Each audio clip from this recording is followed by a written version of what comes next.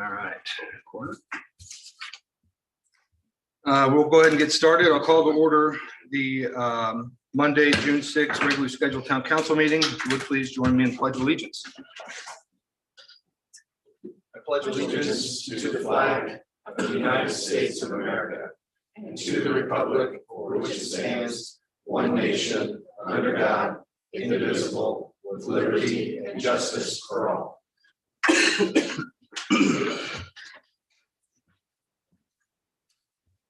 All right. Up first is approval of the memorandum from the May 16th, 2022 regular meeting. A copy's been posted. Are there any questions from councilors? Move to approve. First by Councilor Choi, second by Councilor Melton. All those in favor signify by saying aye. Aye. All those opposed, same sign. Motion passes 6 in favor, 0 opposed. Up next on the agenda is claims. Councilors, you'll notice that we did not get claims this particular run. I did ask that we keep it on the agenda so that we could yet again just publicly state our concerns with OpenGov. The platform will not allow the finance team at this point even to get basic data to run our claims in time or other areas of finance. In addition, we're now a finance team of 2 with Kelly and Cindy, and they certainly cannot do the job on their own. I've shared with the mayor, Kelly, and anyone else that'll listen that we are certainly open to addressing the staffing concerns in the finance department so that Kelly can do everything she needs to do for us. And I just want to make sure that we're on record, as everybody knows, that we will do whatever we need to do to support the finance department. So. Absolutely. And I will be, we are in the process of hiring somebody, and I will be bringing, I hope at the next meeting, presenting maybe 2 possible additions for positions, and hope to have some good news coming your way in the next couple weeks, but today, not so much. Okay. Thank you very much. We appreciate that. Thanks, Kelly. Up next will be requests to speak on agenda items. I have 1 request to speak, Mr. Craig Triscari. Mr. Triscari, I think you know the drill. You'll have 3 minutes. I'll give you a warning at the 2-minute mark, and we'll go from there. If you would, when you come up, just state your name and your address, please. Okay, my name is Craig Triscari. I'm 3270 Paddock Road. There's one main consideration that this board needs to make on development that's going to be in front of you with the pro logos, and that is whether you're violating or not violating your current public posted and official Zionsville Rural Comprehensive Plan. Lawyer that is probably going to come up here and talk to you that you did violate it in 2018 and 19, 2021. So what's the problem with violating it again? You had nearly 200 people sign a petition in the community in 2019 that told not to violate the comprehensive plan, to include a majority of the people that got access to water 3 years later. We have about 19 homes out of about 500 homes in Perry Township that got water from these changes. Craig, we talked a little bit. You probably need to get with the mayor, and we're talking with the mayor now, Perry Township group, on developing a new comprehensive plan that's actually going to be functional, because this one is not. And we'll invite you to make sure that you can actually bring that to this council to include some of the ordinance changes that are going to need to be made. I will continue to work with the state legislators to draft new rules and protect the community from predatory development. This year, the state signed into law an act that limits towns from arbitrary water fees and water tap fees, providing 30-day response times to individuals that are requesting the water, and that the state has arbitration versus the lawyers, the kind of nightmare that we went through for 3 years. Additional law and changes that we worked on were annexation changes. You can vote against your own comprehensive plan again, and against advice of your career planner in the community that recommends that you wait until the new plan is in place. It will have impacts on all current plans, as this board has demonstrated. You have 1 minute. Willful disregard of such plans in our area in the past. Finally, this lawyer will tell you we'll get a windfall of taxes from approval. That is false. You need to address your comptroller of the true taxes that can be collected by the town for Perry Township area, which has been set in consolidation agreement. For example, we're not in the school district. These funds will be distributed to Lebanon school districts, not Zionsville. Same holds true about water, sewage, and even police. Not to include, you will only get half of what the town is going to be collected based on the 50% Zionsville tax abatement. Unfortunately, I'm not going to be able to stay here for any other comments or hear the final, because I have to be someplace else. But if anybody wants to ask any questions, you can ask of me now, but I will be leaving. Thank you very much. Thank you. Up next on the agenda is a mayor administration update. Amy, do we have an update from the administration? No, we do not. President Plunkett, Yes. would you indulge me in my allergy-induced cough? I kind of wanted to talk to the council. I wanted to have a conversation with the council. I don't know if this is the right time, but it's as good a time as any. You know, we as a community have been in the news a lot last week.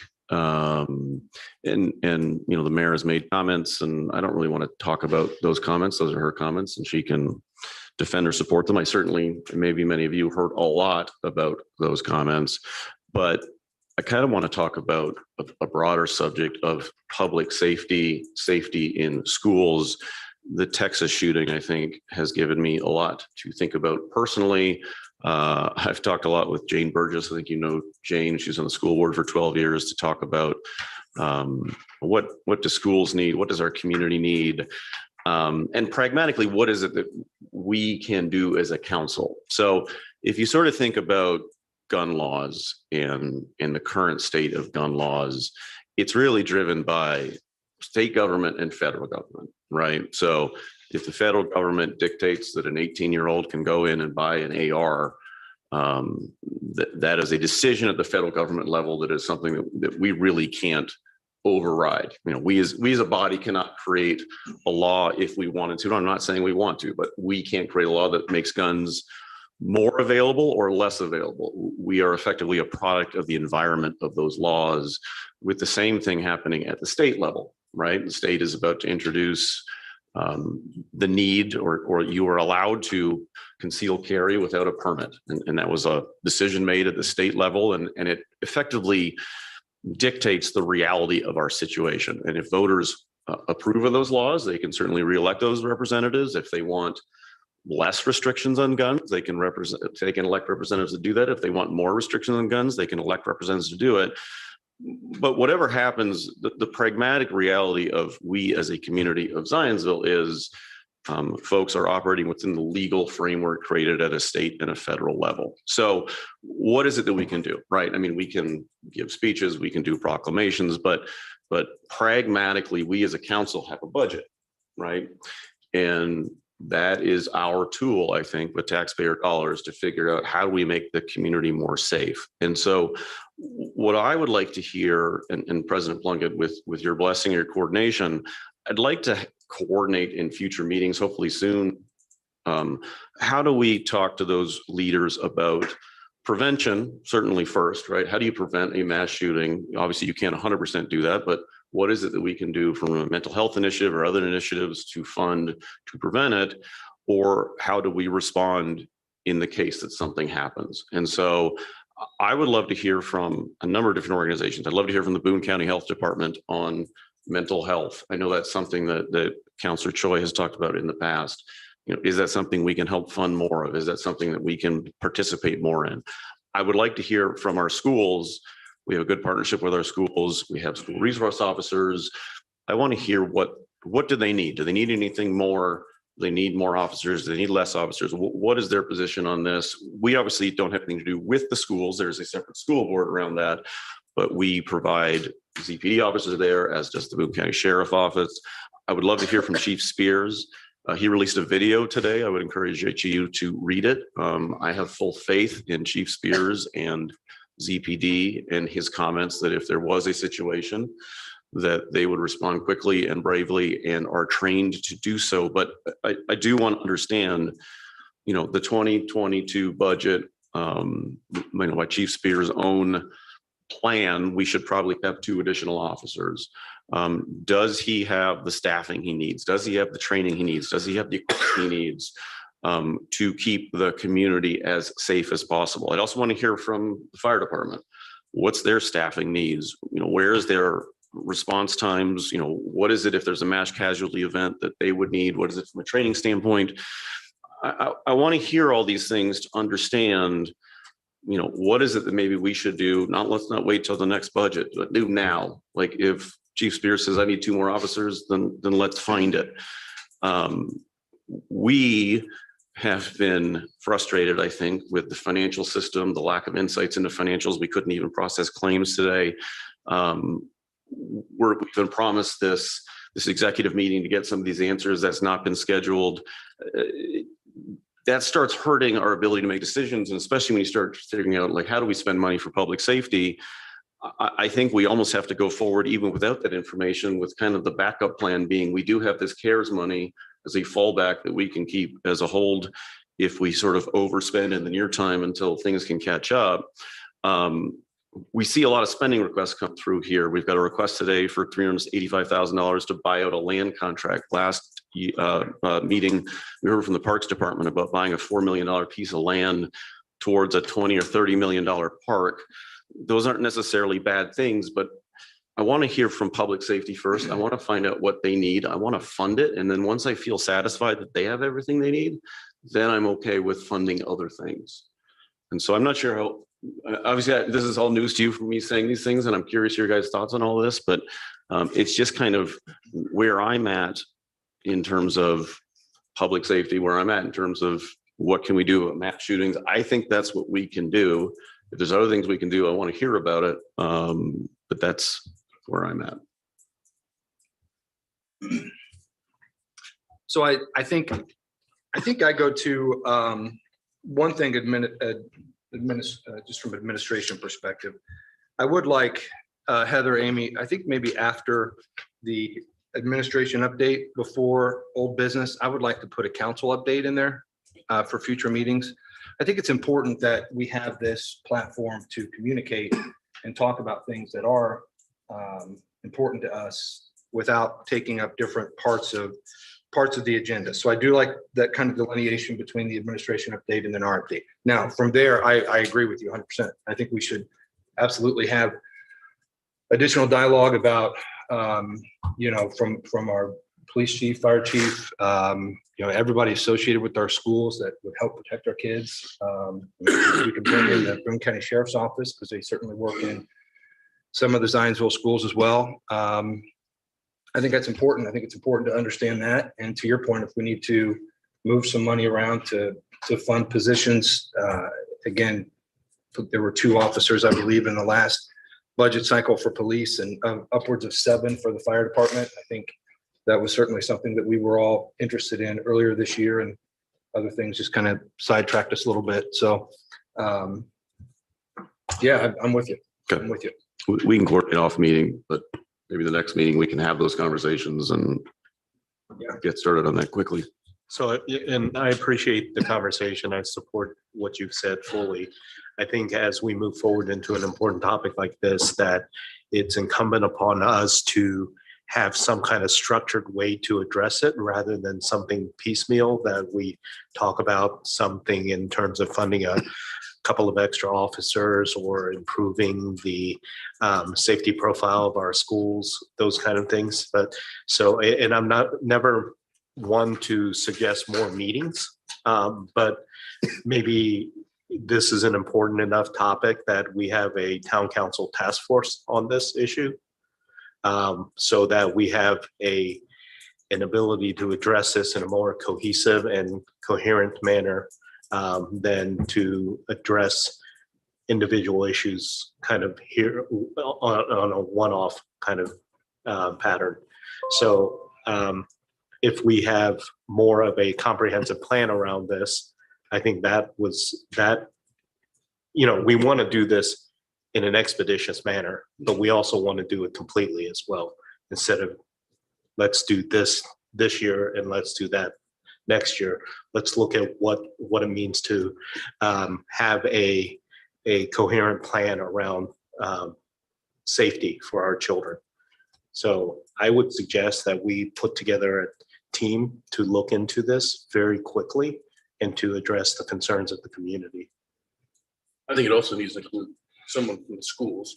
Oh, for sure. Oh, yeah. If we're gonna have, you know, No, police yeah. and fire, we need the third piece. Yeah, and I think this is going to be have multiple participants and key stakeholders. But I think that we need to, instead of each of us having one-off conversations with individuals and the police department or the school, that we have something that's much more comprehensive than that. Yeah, I like that idea. Even getting to the point where if it's something where we don't necessarily want to disclose, certain operational details of fire and police, we could hold an executive session and get to the bottom of some of these things too. So I like that idea, and I appreciate Councilor Troy volunteering to lead that task force. Second, I'll get with you, Alex. Volunteering, voluntold. All right. Anything else? Anything else, guys? Just real quick, I mean, I Sure. 100% concur. I do think we have a unique opportunity with some CARES dollars that we wouldn't normally have. Heather, if I recall, there weren't a lot of restrictions. I know they were kind of tied to, coronavirus relief. Would this be out of line to consider any of those dollars for this type of? Yeah, and just as a quick point of clarification, we're talking about the ARPA. I know everybody said No. CARES. We all think of it mushed together, but it's technically our ARPA money. And yes, we have the opportunity, as you all may recall, and it's something we did in our initial resolution, to allow us to sweep money into our general fund and then basically fund anything that is allowable for a government purpose. So that last final rule that came out on ARPA gave a lot of flexibility. So we definitely can look at that. You can partner with schools, you can do all those kinds of things that you typically would do, in terms of the budget. Probably not, as you're thinking about it or framing it, probably not as feasible for things that have a recurring expense, since this isn't a fund that's recurring, but looking at those investments like equipment or planning or strategic plans, those kinds of things would be appropriate. Thank you. Good. Good. All right.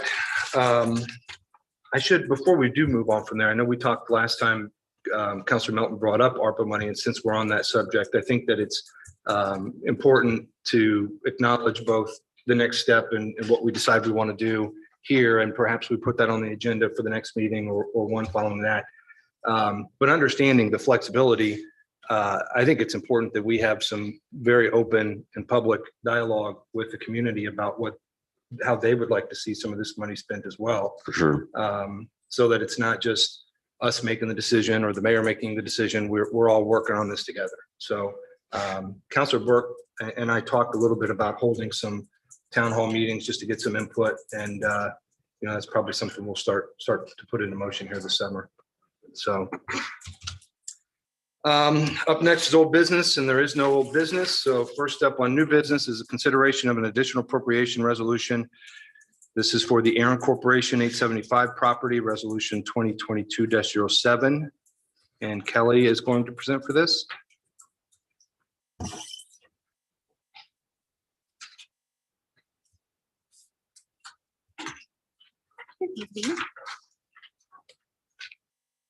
Right, so this is a piece of property. It's at 4102 and 4140 South 875 East. It's a piece of property that we went into contract with, I believe, in 2017. We looked at purchasing it outright recently because I believe we had to let them know by May 1st whether or not we were going to either purchase it or continue on for the next 5 years to finish up the payments. There is a little back and forth between the finance department, our attorney, and the owners about what we were going to do. They seemed at first that they were unwilling to do anything other than sell it outright. Since then, they've backed off from that. They are agreeable to continue on another 5 years. So I present this to you. I have talked to Lance about this, and he's given me some good points as to why it would be beneficial to go ahead and pay this off now. As far as like being able to have access to the land and doing whatever we want to the land instead of having to continue to ask the owners permission. My numbers in the resolution are a little off. It's actually be 351,000. We have another 45,000 in the budget this year to pay for the monthly installment fees with interest. You take out the interest, and take out the interest for the next 5 years. It cost savings about 45,000. But like I said, since this resolution, we have had things have kind of changed with the owners. So I will ask Lance if you have any more questions specific to like the land and the land use. Lance would be better suited for those questions. And I can't answer anything about the numbers. I do have a question just about the numbers, and I don't know, Heather, if this is, so Kelly, you said the number is actually 351. Yes, it wasn't, We published 385. we and did. change. I was not considering what we had already had in the budget for 2022. So if we decide to do it, it's a non-issue because we over-published, correct? Correct. You'll Yeah. just need to make a motion to actually amend the resolution to the correct number, or you Okay. can leave as is, and it could be spent up to that amount. But if that's not what's needed, Fair I'd enough. recommend spending what you need. Okay. So this valuation was done in 2017, and that's the number that we're basing this on. Yes, so we Okay, have, so we locked into that number, even if land values appreciate, continue to appreciate. yes, that's our contract through. Yes, that's a amortization schedule. Is there any avenue by which the landowner can call for a revaluation in the future? I'd have to have either Heather or town attorney look at that. I don't believe that's in the contract, but we could certainly look into that. I'm just concerned about escalating land values going forward. And if we waited out another 5 years, is it going to be even more costly in the future if they have some kind of ability to have it revalued? Sure, I will, I can certainly, if you want to table this, I can certainly look into that for you. Lance, I hate to make you go to the mic, but I would like to hear a little bit more about what we're currently using it for, or what you think if we buy it outright, what you think we would be inclined to use it for. Certainly. Good evening. Thank you. Some of you saw a presentation a few years ago where there was a new municipal campus proposed for this. At the time, it was a very comprehensive campus for the Parks Department and the Streets and Stormwater Department, who have outgrown their current facilities. And these were new operational locations. At the time, the parks included such things as a perpetuation of the greenhouse that was on site. There was their administrative offices, meeting space, as well as a nature center. Obviously, now that the parks have other opportunities, that use is not likely going to be pursued. However, there has been discussion of some type of public safety campus out here as we look to rehome the police department as they outgrow, new locations for fire departments. So there's a litany of uses that we can have, and it's really an ideal location because now, oddly enough, it is still centrally located. You wouldn't think so much, but of course, we're growing so much in that direction. It is as a companion park right across the rail trail. This is adjacent to the rail trail, so this would be a nice place for trail amenities such as public restrooms, parking opportunities, because it's just south of the rail trail from Heritage Trail Park. So that's just kind of it in a nutshell. If there are any specific questions, I'd be happy to answer those. And I would carry a little bit further on the comment that was made earlier. The school obviously is located very close or adjacent to these parcels, and they wanted to put their driveway on the town parcels. If you think about this, there are two tracts basically of land. One is the one that's under a land contract with the Aaron Corporation, and the other the town already owns outright. Well, the school wanted to put their driveway, so we had to go to the owners, get their permission. So there was a few extra steps. They were quite amenable to the use by the school, but that was one additional step and expense that wouldn't be necessary if we owned this outright. The additional thing that may come up in the future is to carve off some public right-of-way along the frontage and install a pathway. We all know that elementary school is going to be opening this fall, so people are going to be clamoring for additional pedestrian opportunities. So anything we do right now, we have to get the owner's permission on that front lot.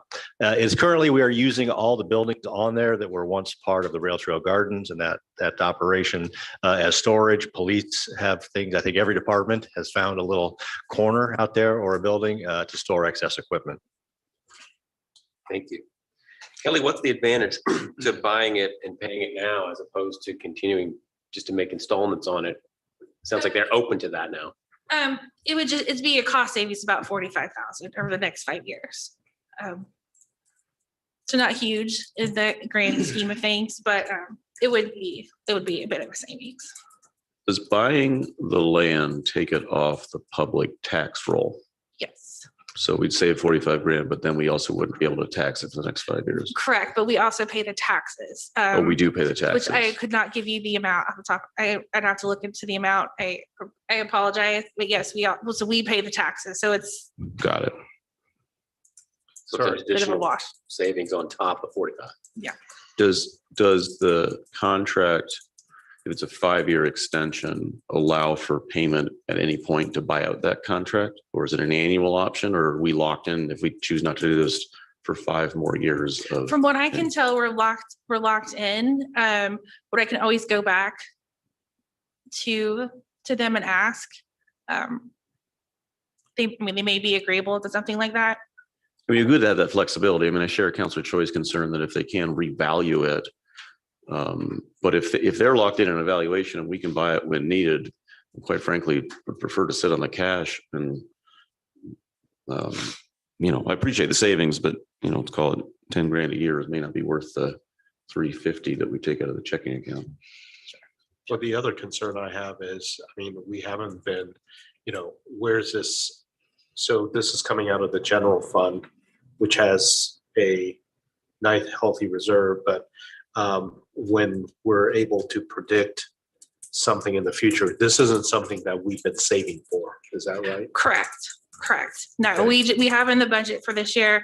I said I believe it's $45,000 is in the budget earmarked this year for this particular expense, but anything beyond that, no. Okay. I think from a fiscal responsibility standpoint, we haven't saved for it. So I'm hesitant to spend money that we haven't accrued for the purpose of this reserve. And the savings doesn't amount to that great of savings.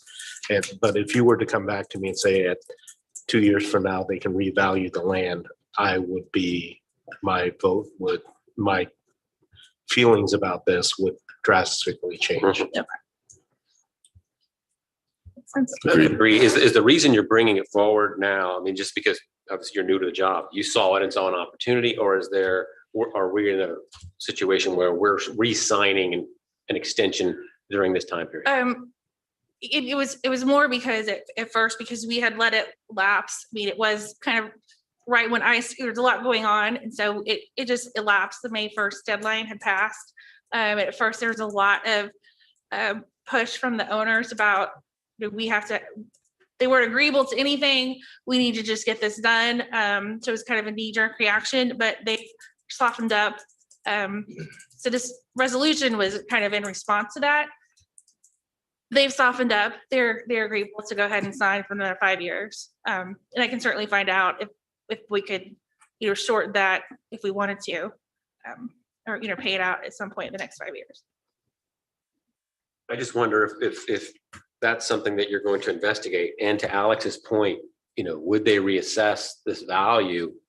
Because if they would, that could be a game changer for us in terms of losing more revenue. I just wonder if we should continue it until you find a couple answers and bring it back instead of voting it down.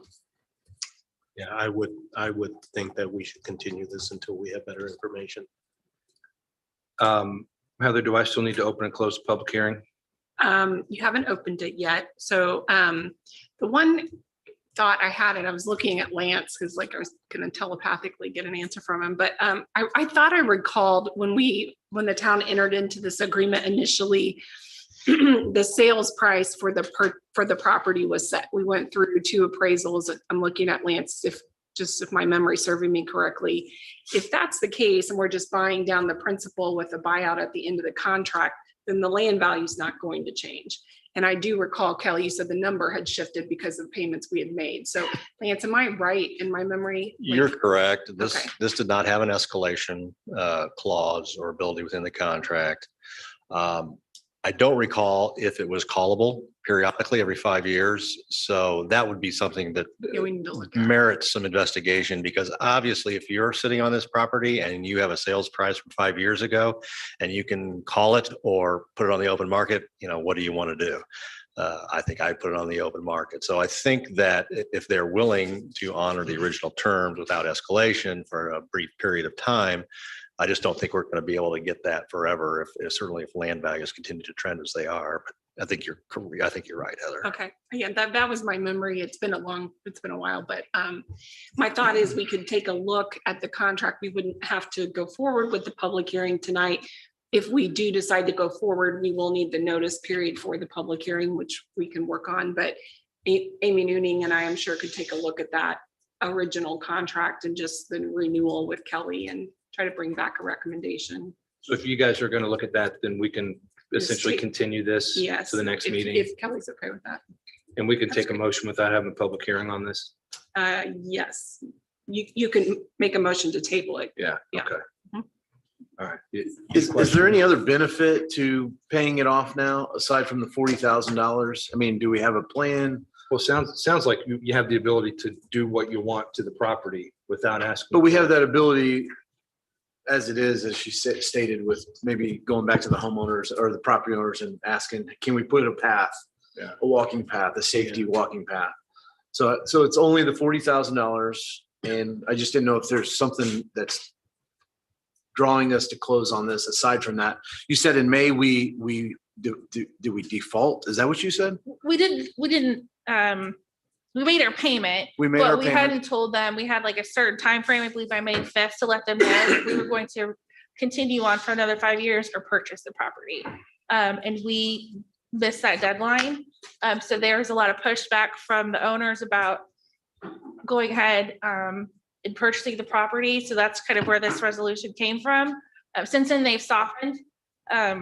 They're happy to go another 5 years, that would pay us out. So that's what instigated this. Thank you. Yeah, that's what instigated it. It was, I mean, I think 40,000 is good savings, but it's not a huge win, but President Plunkett, can I make a motion to continue resolution 2022-07?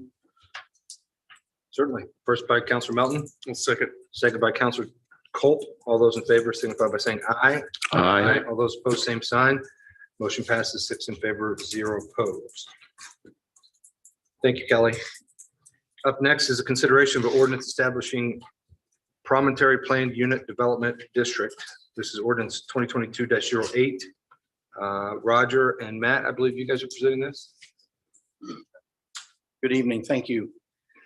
I'd like to give a brief overview of the project before you for consideration tonight.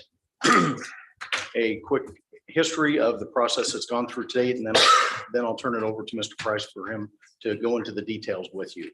The proposed request before you for consideration is the rezoning of 321.48 acres from the AG or agricultural zoning classification to a planned use development. Planned use development would consist primarily of single-family residential lots. In the ordinance, they say that would be a maximum of 90 lots. With the residential uses, there would also be an area reserved for equestrian-related uses. This project was presented to the Plan Commission through 3 different hearings. It was initially heard on March 21st. Discussion was held and was determined that more questions needed to be answered. The project came back to the Plan Commission on April 19th. Again, discussion occurred. More questions were asked and answered. And it was continued then to the special meeting on May 17th. Again, questions were answered, more questions were raised, but the Plan Commission did choose at that time to vote on the proposal. And with a vote of 5-1, they forwarded a favorable recommendation of the requested rezoning to you to be heard tonight. So with that, I will turn it over to Mr. Price to go into detail.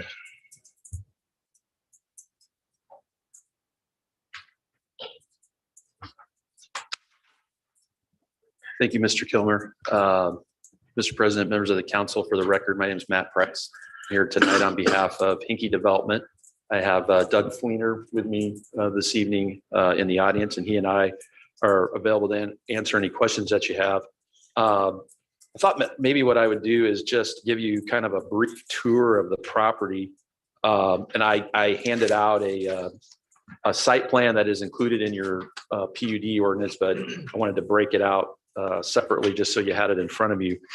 As Roger mentioned, it's a 321 acre parcel bounded by Michigan Road on the west, County Road 200 on the north, and then County Road 1000 on the east.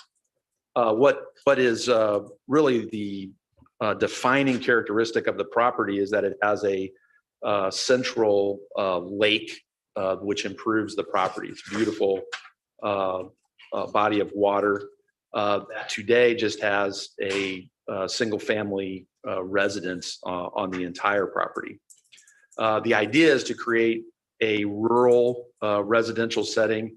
As Roger mentioned, we've capped the overall number of dwellings. I actually think that number was reduced over time. I think he mentioned 90 lots. I think we're down to a cap of 80 lots. And that's just based on meeting the development standards that we've put in place in the planned unit development.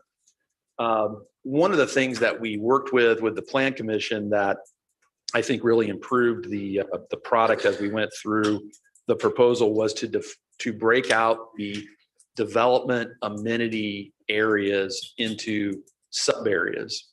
And those sub areas are comprised of the equestrian area, the lakefront and meeting space area, and the open space area. And it's the western portion of the property as you enter off of 421, which is our equestrian area, where we'll have riding stables available to residents to house horses and ride their horses. Then we have the lakefront and meeting space development amenity area, and that is what we're likely to do is to repurpose the home that's on the property today and turn that into meeting space.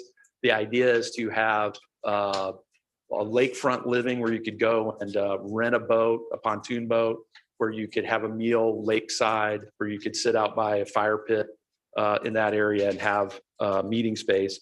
And then the third amenity area is what we call the open space, which is, if you'll see kind of in the bottom southeast of the project, there's a trail system, and then in and around that trail system, we have open space areas where we thought we would have recreational space to use the trail, picnic area, things of that sort. When we first made the proposal, we had it more, I would say, more flexible than that as far as where the various uses could go on the property. The Plan Commission was not comfortable with that degree of flexibility, and so we've tied down the amenity uses to those specific areas, and those are outlined in the plan unit development ordinance itself.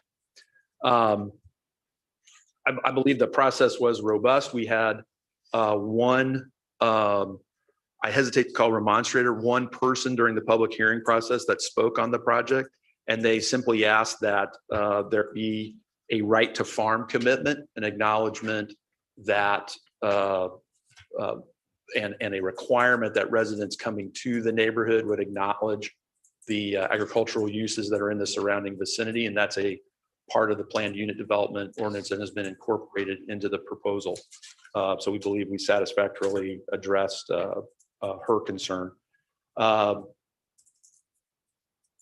In all other respects, I think we worked through all of the engineering comments. I will say a special thanks really to the Department of Public Works and its leadership in working through the details of this proposal with us.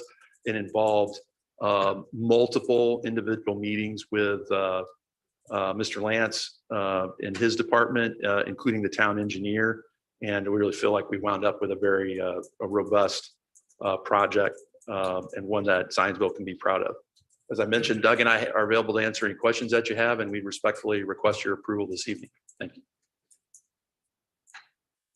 Matt, looking at the map, is the 80 home sites, you have a sense of the acreage around each of those lots, and do they hug the lake so that everyone's lakefront? Is that the plan? No, not everyone is lakefront. Some are going to be just outside the equestrian area. So as you go through the equestrian area on the western perimeter here, there's some home sites along this roadway here and around the outer loop. In the green? Yes. In the light, what kind of mint area? Yeah. And then there are homes of, there is a minimum lot size, but there are homes that, home sites that'll be built around the lake itself. And so they range 2 to 3 acres a piece, varying depending on the lake frontage is not even. And so we gave ourselves some flexibility for the lakefront lots to have a smaller dimension, but they're all larger than what you would find for like a rural equestrian type lot. Will the houses on the lake, will they all have docks and their own boats? Is that how that works? Actually, there is a concept of allowing what kind of a recessed dock area. We are not planning on permitting, for example, the extension of piers. Yeah. The idea is to keep a very refined look around the lake and protect everyone's view shed around the lake. But they do contemplate having recessed areas where you could park a boat, electric motor only. Yeah, electric motor only. Yes. How many acres is this lake and what's the depth of it? The total acres, I think, is just under 40 acres. I believe that it is the largest body of water in the county as far as a lake. Depth, I'm not sure. It was recently dredged prior to it being put on the market. So it's been, I guess, the maintenance of it, if you will, brought current and up to date before the property was put on the market. I do not know the precise depth. Is it currently being farmed? Was it ag? You said it was ag? It is not. It is. It's just it's a residential property with a meadow type surrounding land use. The ag issue came up with, it wasn't actually in an adjoiner, but it was a property owner south of us that had an open field here off of Michigan Road. And they correctly pointed out actually that when the town consolidated in its initial reorganization, that it actually has a provision within the original reorganization resolutions that provide that when you rezone a property for residential use in a rural area, there is to be a commitment respecting the right to farm. And so her comment led to some additional research in the incorporation of the right to farm commitment, which counsel for the town plan commission reviewed and found that it met the requirements of the statute. Matt, with 80 lots, there's no utilities up there, so well, septic, current septic technology in relation to a 80 or 40 acre lake. Is there any concerns about that, about so many homes going in, land saturation, wells running dry, any of that sort of component? Well, there is a concern that it be done correctly. Let's put it that way. The belief is that if done correctly, those land uses can coexist with the lake. What we spent a lot of time with working with the town's engineering department was actually outlining those steps and requirements that needed to be satisfied prior to the issuance of a building permit. And so we've outlined within the plan unit development the requirements for documentation as to the adequacy of individual wells, as well as individual on-site sanitary sewage systems. And that's coordinated through the town and through the county health department. So when you say the belief is, I mean, I know it's semantics, but I've seen the land, it's beautiful land. I've seen the quality of the product the Hinkie development puts up, and they are high-end homes. Yeah. More than belief. I mean, we feel that, you feel, the town feels that if folks are putting up $2-3 million homes, that they will not have issues even given, excuse me, probably the size of some of these homes and the number of homes, it won't be an issue either for this area or the surrounding areas. That's correct. Okay. That part has been vetted very carefully by the town's engineering staff. That was, I would say, next to where each individual land use was to be located. That was the central issue of the review. Got it. And I know the reason for a PUD, just given the different things you want to do here, it makes sense. There's no tax benefit or tax loss to the town by offering a PUD. This is really just a means of zoning, not a TIF or any other sort of thing that others may come from a commercial standpoint, correct? That's correct. And we're not seeking any tax increment financing or any other incentive relative to the project. Okay.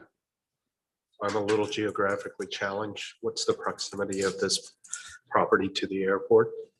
So it is, to County Road 200 north, I believe, is the town limit. So it is as far Northwest. north as you can go and still be in Zionsville. So it's northwest of the airport. I don't know exact mileage, but it's So outside there's no of the. impact that we're not going to get a bunch of neighbors coming and complaining to us about noise. That's correct. So the Well, you recent. might get that anyway. Yeah, the recent comprehensive planning exercise that the town went through did not identify this area as being within the zone of influence or area to be for any restriction on residential dwelling. Okay. Yeah, that's a question I had. So we just looked at those maps, a year ago, all around the airport. And so this was not included in that space? It was not. Yeah, I think all the questions that, we're asking were certainly questions they had the plan commission and even questions that I had for Counselor Traylor, given the location. And I mean, Brad was on the call when this was presented and, Traylor was certainly supportive of it, given the lot sizes and the utility arrangement and such. So. Matt, that meeting space, the development area, that is a beautiful barn. Who will own that at the end of this development? Will the neighbors own that? Will it be retained by Henke? Will it be moved to some sort of like not profit and taken off tax rolls? Can you kind of talk about the concept of that? Yeah, the idea is for that to be owned by the homeowners association. Now, it may have certain private land use occupants in it. For example, we received as part of the recommendation, we are permitted to include, for example, a tavern or a bar and restaurant, as long as it's ancillary to that structure, meaning that it can't be standalone, it has to be small in size and scale to meet the needs of the restaurants meet the needs of the residents rather than members of the public. So it may have private tax-paying entities inside it, but I think the property itself would be owned by the association. And an association that owns, I know it's not, but called a clubhouse like this, Yeah. Is that still a taxable property from the town standpoint? An HOA owned property like that, does it still get a tax bill? Common areas do not. I don't know offhand whether the bill, I think that the building, if it was used by a private enterprise, would receive a tax bill. Okay. Yeah. Whereas if it was just a meeting space, like to hold your HOA board meeting, I think those type of meeting spaces are not. But we're actually contemplating that there would be for-profit uses to serve the residents. Okay, great. Any other questions for Mr. Price? Do the schools still weigh in on these developments in terms of like tax dollars generated versus School impact? Yeah, school impact. I mean, given I think the price point, I don't think it would be an issue, but I'm just curious if you've had a conversation with them about.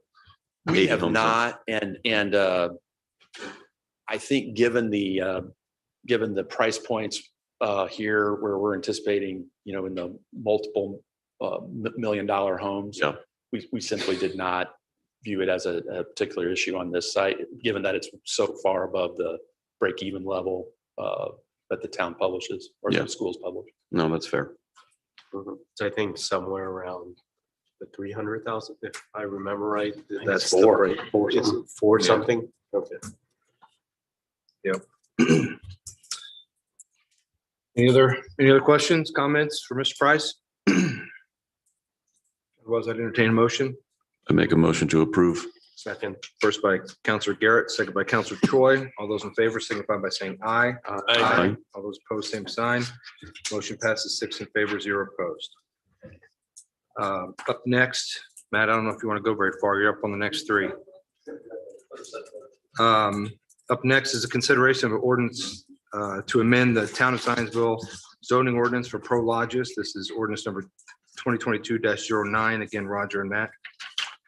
And then, sorry, Roger, real quick, President Plunkett, did we skip item? Yeah. Okay, never Yeah, mind. I'm Go ahead, Roger. I skipped one on accident. I'm gonna come back once Yeah, I was gonna Roger, ask the same once question. Roger and Matt are done with the next two. Yeah, no problem. Go ahead, sorry. Thank you.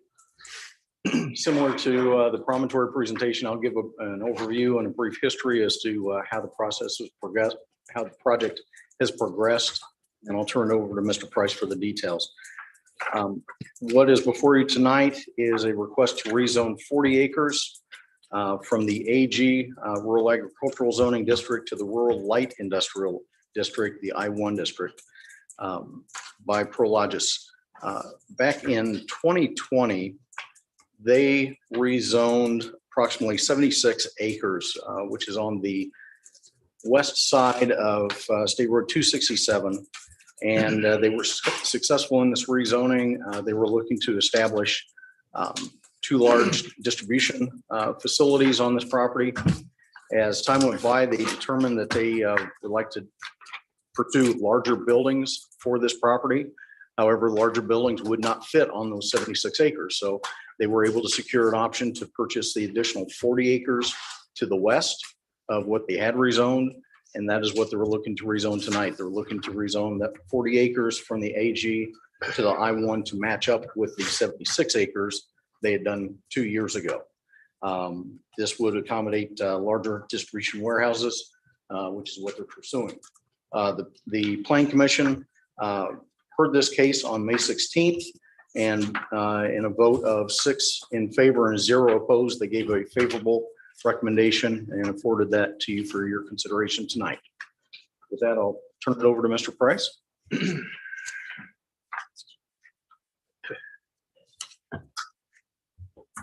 Thank you, Mr. Kilmer. Again, for the record, Matt Price with the Denton's Law Firm here on behalf of Prologis and their joint venture partner, Browning.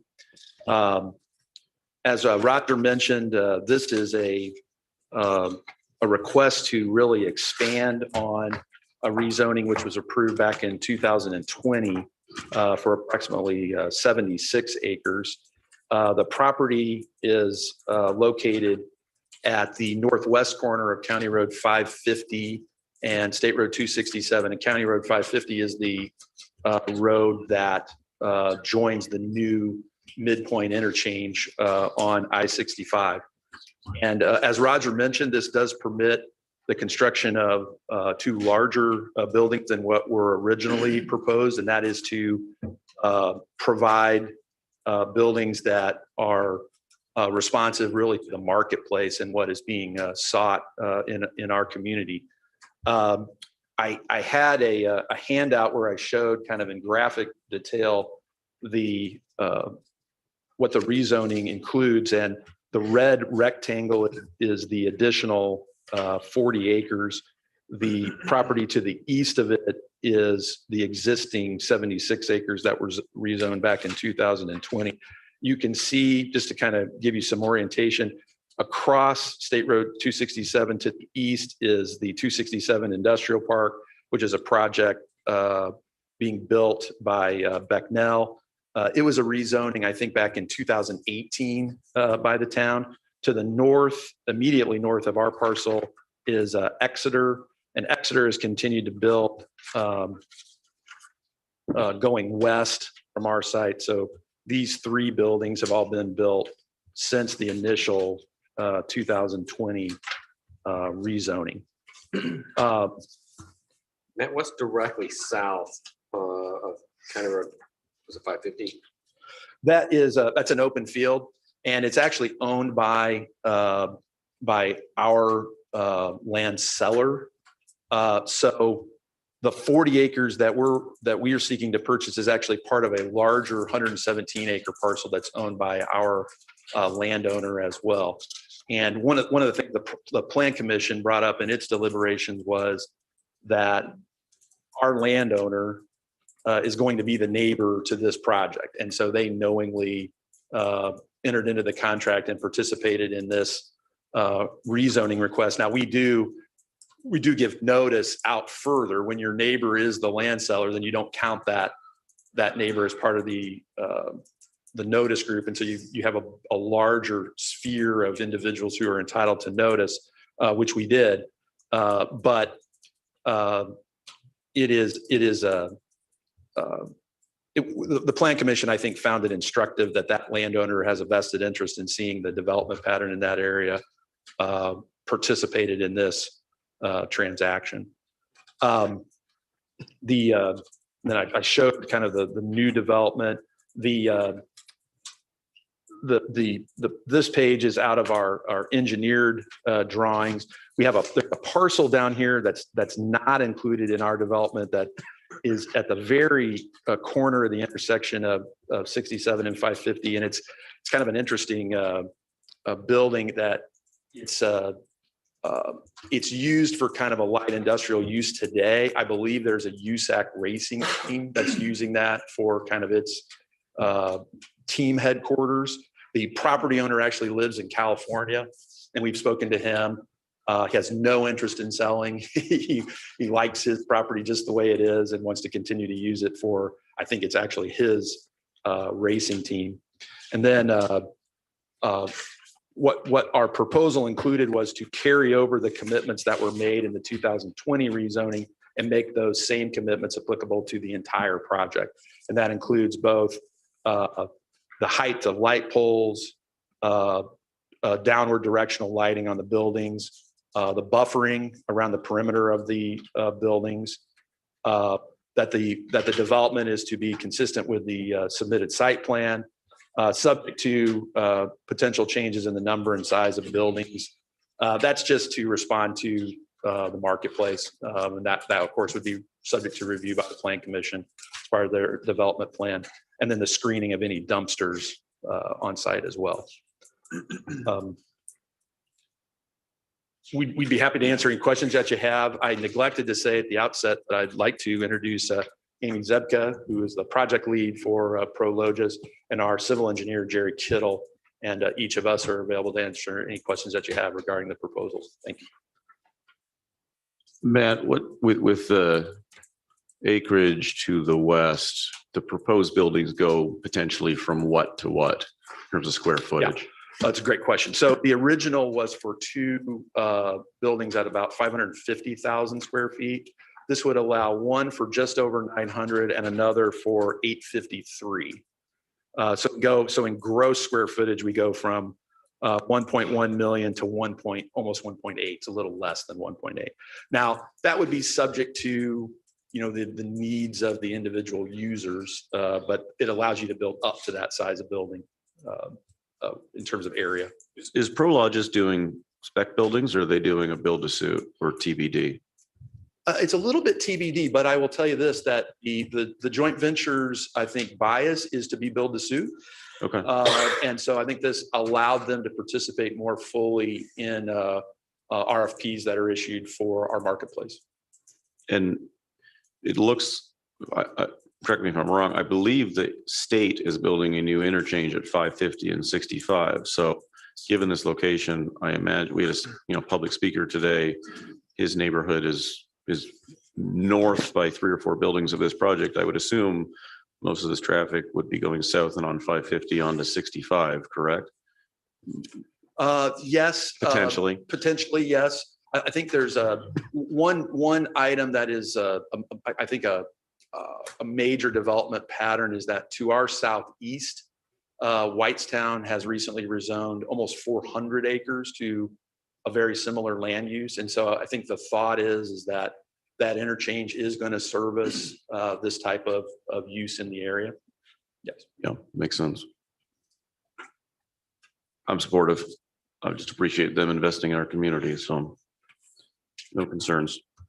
I've got a question, maybe Roger, this one's for you. And this is I know we went through this, Matt, when you guys were doing some of the other developments out there, and obviously we heard some comments earlier that, I guess my question would be the commitments that are on here. Roger, how are those monitored? Does that go as the project progresses, or are we checking boxes? Do we wait till the end and then not issue a certificate of occupancy, or how does that work?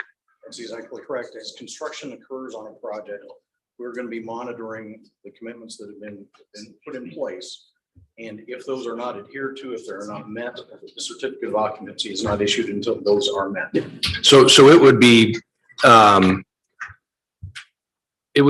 a misrepresentation to say that development takes place when commitments are put in and those commitments are not met. That would not be factually accurate, correct? Correct. Because a certificate of occupancy, that a building may be up, but it may not have received its C of O until everything has been addressed. Okay, thank you. I just think that's important. We hear, you give people voices and you hear a lot of different things. And I think it's important for people to understand that there's a process and a process is being followed. So. Jason, I just want to clarify also, just keep in mind that some of these projects are phased. Sure. So there will be some units being used at the front when the other buildings were not being used, and therefore there's no occupancy in these further back buildings, but yet it appears that they're being utilized. So I just think that's, it's good. I appreciate you bringing that up for this. Back to your project, Prologis. Have you guys reached out to the neighbors and had meetings with anybody in the area? How'd that go? What were some of the requests that you recall hearing? Sure. We did have a neighborhood group meeting. We met at the Innovative Engineering offices, I think a week before our plan commission meeting. So, it was a very productive meeting. I think the residents are most interested in understanding what, if any, impact it'll have on their drainage. Like to know the timing for the project and want to make sure that the commitments that were previously made are being carried over to the new project. Obviously, in this area, the homeowners, I think, are aware of the development patterns that are underway and the changes that are coming. And so, including the project I spoke of in Whitestown, which is literally kitty corner to us. And so I think they know what questions to ask now. So we had a very extensive discussion with them about each of those topics, including drainage. I think one of the things that Zionsville worked on and insisted on for the Becknell project was that that project incorporate drainage improvements to help the residents who are immediately across the street from their site. I think it has improved matters, and our project piggybacks on that and dovetails with it, and that was something we talked to him about. What is the time frame? Did I miss that? I don't know if you spoke on that. The time frame for this to. It's since we are looking at gearing it towards a build to suit preference, it'll be dependent somewhat on when we get selected through an RFP process. But having said that, the idea is that as soon as we had a project, we'd be ready to break ground. So it's the property is served by utilities or utilities are adjacent to it. So it's not like you have to bring utilities from far afield. That's been worked out with the town of Whitestown. And so it's a shovel ready site, if you will, to use current vernacular. Thank you. Any other questions for Mr. Price? Otherwise, I would entertain a motion. Move to approve. First by Counselor Choi. I'll second. All those in favor signify by saying aye. Aye. All those opposed, same sign.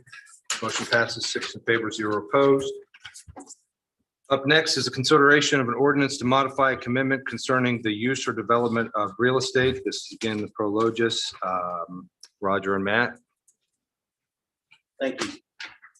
This is tied directly to the rezoning that was just discussed, as Mr. Price mentioned in his presentation. Rezoning that occurred back in 2020 included commitments for that 78 plus minus acres parcel of ground.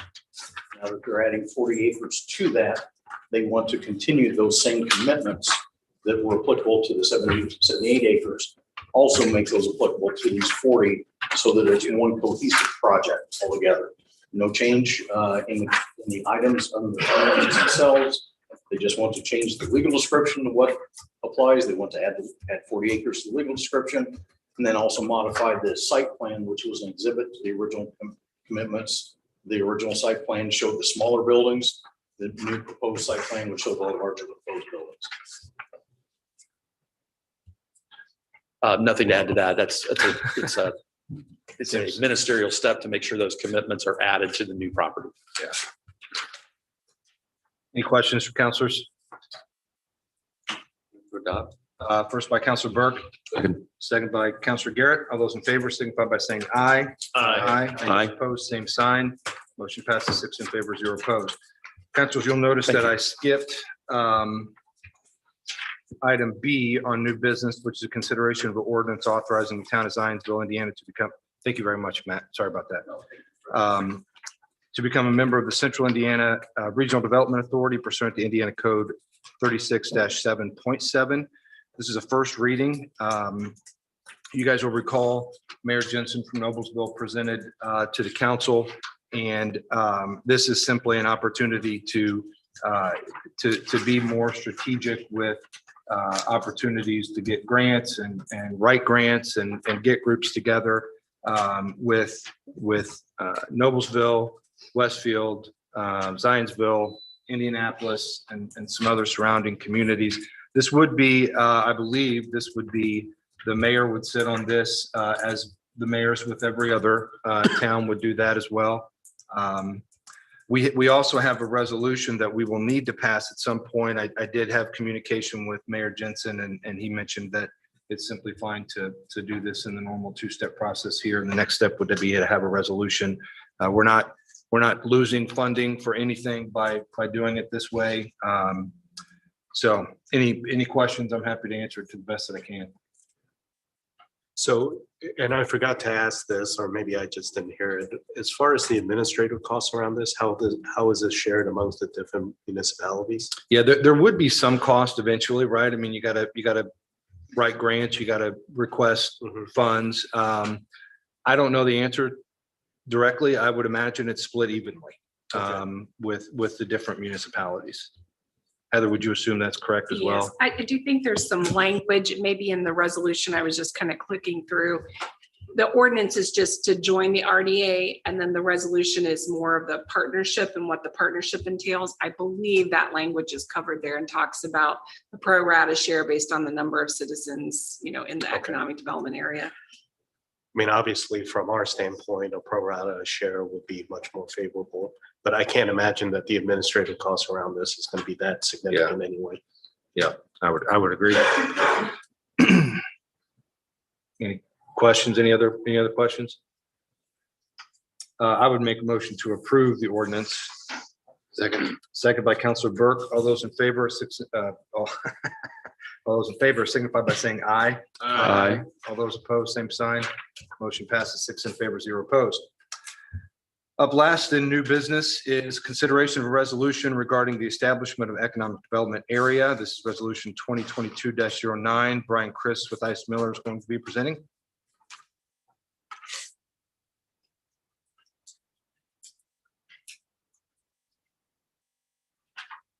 Thank you, President Plunkett.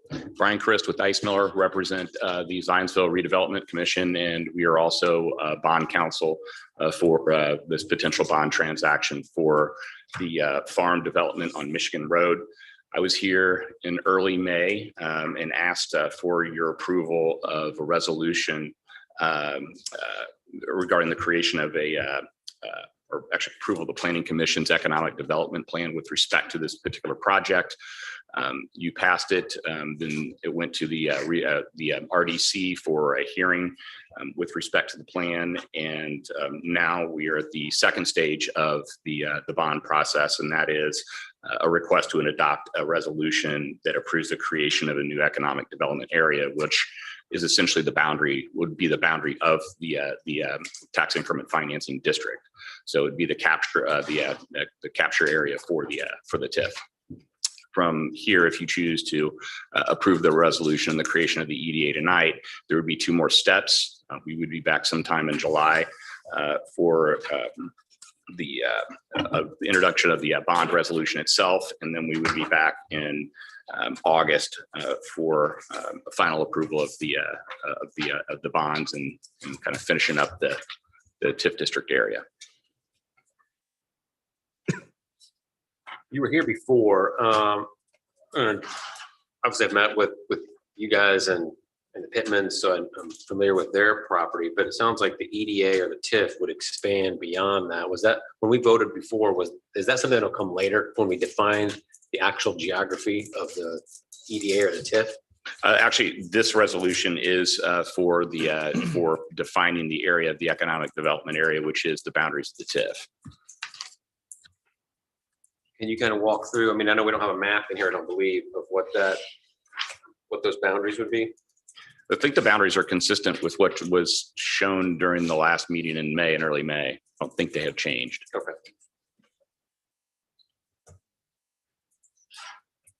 The nature of it, I believe, I mean, it is a TIF district that's designed just to capture the project increment. I don't believe that it extends out past, into other areas and trying to capture other increment in order to fund the infrastructure improvements for this area.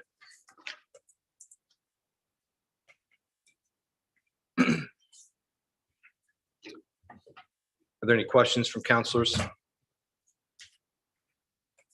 I would point out to your question, Counselor Burke, this does run down Michigan Road, north, I should say, Michigan Road.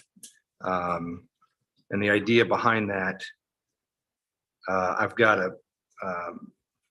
I'm looking at a map here. The idea, Brian, correct me if I'm wrong, is to potentially to have a redevelopment area as well, because the majority of that area north of the farm is currently developed, with the exception of it looks like a residential part that's been cut out. Yes. So the idea is we would be setting up the boundary to include the farm and also go up north on Michigan Road to just up to 550 essentially, and have an opportunity for potential redevelopment in that particular area also. Yeah, I think there's a distinction though between the redevelopment area and the EDA, I believe. I'm sorry? There's a distinction between an EDA and an RDA. They're different concepts. But the boundary includes those. That's right, for the RDA, that's correct. Yeah. But I don't believe the EDA does. So what's the benefit of that? Well, the map, so just to be clear, the map I have shows the EDA boundary shows all of that north of. Okay, so the EDA also incorporates that portion? Yes. Okay, well, then that's a change that I'm unaware of, but I'm also pinch hitting for Heather James tonight too. So something could have happened in the last couple of weeks that I was unaware of.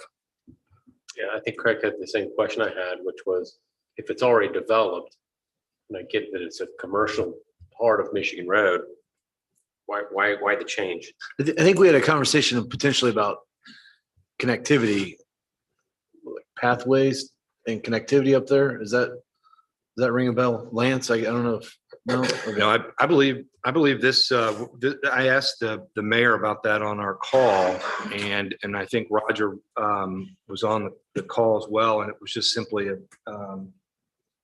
discussion about redevelopment and the ability to recoup, or not recoup, but retain any taxes increments from redevelopment of properties in the EDA, but specifically the part on 421. Yeah, perhaps the plan is to maybe try to capture extra increment in that area that's not part of Gotcha. I think the that's TIF plan. So the bonds are going to be based and sized based on the increment that is created from the development. So perhaps with some discussion, and maybe Roger knows. I see Tim Berry walking. Okay, So it Tim, feels you like will Tim know the answer Berry to this knows. question because Either this that or man's Help the us one out, with the Tim. math. Yeah. Tim, I thank you for coming to save me on this. Tim Appreciate Berry with this. the municipal advisor to the redevelopment commission. And yes, it was expanded in an attempt to capture redevelopment in the future potentially and to capture those TIF dollars from that additional development. But what we're focused on with respect to the bond ordinance in the next few months and issuance is on the main property of the farm, which would initially be the apartments and then ultimately the commercial development on that location. Because that'll come in 2 phases, right? Mhm. That's correct. Yeah. Correct. Yeah. And they're probably, I mean, I don't want to drive back by there and look at what, I mean, most of it's developed, but I also know like that old bank, I mean, there's stuff that would probably be developed quickly as soon as this project went into play. Is that kind of the rationale? Right. And some of it is newer, larger buildings that you probably wouldn't redevelop. Are those And back to the comment that you made earlier, Councilor Gary, it is through this process that we inform the schools and all of the other overlapping taxing districts of the tax impact of the development of the TIF. And that is what we did do through that process. Is any of this process, because 421 is not a town road, but is a state road, does any of that redevelopment or this bonding take into account 421 as a thoroughfare? And what, if any, there is a long-term vision for that thoroughfare? Because as we add potentially 400 apartments here, retail, as we've added holiday farms and things further north, that is certainly getting busier, busier, and busier. And if I spend any more time sitting at that light at Sycamore and 421, I don't know what I'm going to do with myself. I just want to make sure that we are thinking in that long term from a infrastructure standpoint, especially if we are involving bonding capacity and then talking about infrastructure capacity. If we've captured all that TIF funds, but are reliant on the state's schedule to update that. There's other apartments looking to go east of 421 and Carmel. You know, there's land that's developable, to your point, Brad, going up there. I'm getting a little bit off on a tangent here compared to what's being asked here, but I also want to make sure that we as a community are thinking, partnering, whatever, about that as we do that. I don't know if that was a statement or a question, but any comment? That's probably more of a planning. I think that's more of a planning question. Yeah, it's a redevelopment commission planning question. Well, I mean, like when I met with the developers for this property, one of the things I said is I would love to put a roundabout at Sycamore and 421 as a part of, like, we're bonding, we're giving the money for the infrastructure. Why don't we just like redo a lot of that stuff? You look at what Carmel has done to sort of take over 31 and other communities. Fishers has done that somewhat with 37. 421 is our major artery. It's going to get busier. This is our opportunity to do it before we redevelop the whole thing, and then it gets locked in. I would be curious about that discussion about that bonding piece related to what is going to throw a lot of residents and commercial traffic in this area. Certainly with respect to 31, that was a state project and funded entirely with state dollars. As it relates to, I thought Carmel took over 31. No, the city of Fishers took over in conjunction with Hamilton County, took over 37. Yeah. And shared in those costs and agreed to additional costs over and above the original specs that were provided by the state. And so the Hamilton County, Noblesville, and Fishers are sharing in those costs, largely Fishers and Hamilton County, because it goes just to 146th Street at this point in time, which is the boundary for Noblesville. But 31, yeah, 31 was the major moves money. It was all from the toll road concession. Got it. So And this may be more a statement than a question, but I would be very curious about how do we do something similar in our own community? Because I think 421 will continue to get busier, getting in and out of Holly Farms, neighbors on the other side. I've heard complaints about that. And I'm sure Mr. Lance is well aware of this stuff. Maybe we can talk offline. But I want to make sure we don't get too far behind the 8 ball as we keep adding development here. It's maybe an opportunity to have that conversation about how does the infrastructure keep pace instead of falling behind.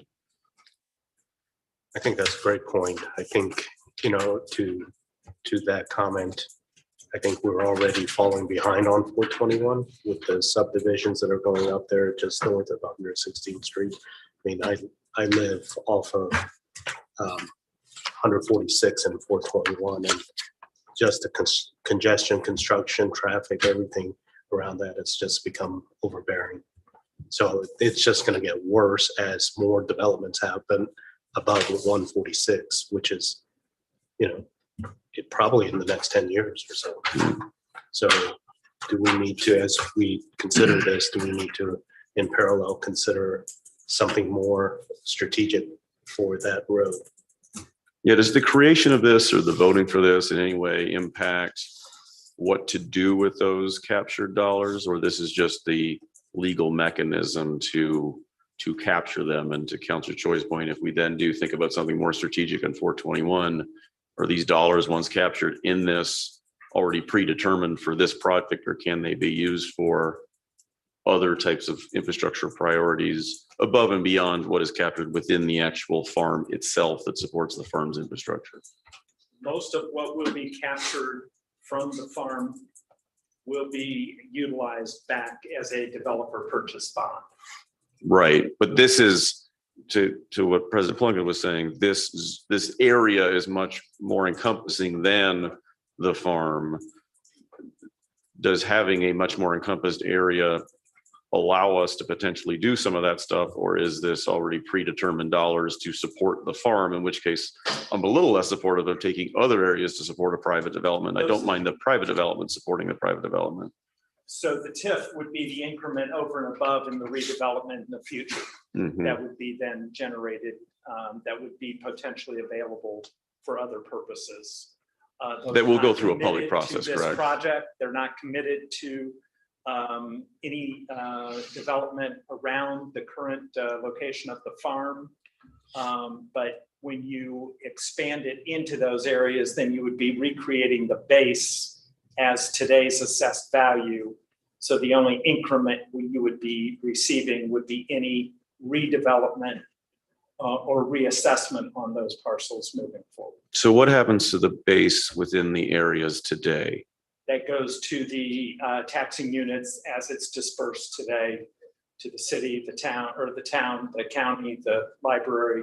Yeah, so that's what you're talking about, the reset, right? So if you think about the bank property just north of that, which today I think is a financial services company, the taxes generated from that today will continue to go to the town. Correct. If someone came along and said, I want to build a 3-story office building there, that additional increment would be retained within this new area, but wouldn't be used for the farm. It would just be used as an ability to write a check for something to support that area. Correct. Got it. Okay. I always used to look at it as a stack of coins, right? The coins that are already being used to go to the various taxing units, that never changes to financing. But if something happens to where now you've doubled your coins, that's the increment, is the double, and that's what's used to pay for the bonds. Got it. Thank you. And this is, once again, this is a resolution, and this is one step of many steps to come down the pipe here for this particular project and even just this area. So if councilors have concerns with, bonds or anything of that nature as it comes along, we'll certainly have our chance to take bites at those. This is just one more step to keep the ball moving, correct? 2 more back. Yeah, 2 more bites. Okay. Any other questions for Mr. Christ? I will make a motion to approve resolution 2022-09. Second by Councilor Choi. All those in favor signify by saying aye. Aye. All those opposed, same sign. Motion passes 6 in favor, 0 opposed. Thank you very much. Up next is other matters. Councilors have anything? I do. Sorry, I've been talkative to this meeting. Anxious to get the golf course open. Let's hope that happens soon. So I want to throw that out there. We're in prime golfing season. We are missing out on revenue right now. I'm also curious at a future meeting too, and with Tim Barry here, it's kind of appropriate, but I won't put him on the spot. Assessments have gone out. A lot of people are concerned about how much they've gone up. It's a good thing they've gone up because property values are going up, but that may mean taxes follow. I think it would be helpful for the public and this council to understand with the rise in those values, what does that do to the taxes themselves? Because the rates may actually go down because the assessed value has gone up so much. I'm also very curious what that has to do with our proposed or potential 2023 revenue. So just planting a seed, Tim, I'm not going to put you on the spot now, but at some point, I think it'd be good to understand what are the implications of that. I've started to get a lot of people saying, hey, my assessment went up $200,000. What does that mean to me personally? It'd be good to have a quick lesson on that, I suppose. Yeah. Yeah. That's all I had. Anything else from other counselors? We'll entertain a motion to adjourn. Second. So moved. First by Counselor Burke, second by Counselor Culp. All those in favor signify by saying aye. Aye. All those opposed, same sign. Motion passes 6 in favor, 0 opposed. Next council meeting is scheduled for Tuesday, June 21st, 2022 at 8 a.m. in the Zionsville Town Hall Chambers. Final notice will be posted in compliance with the Indiana Open Door Law. Please note the change date due to the Juneteenth holiday.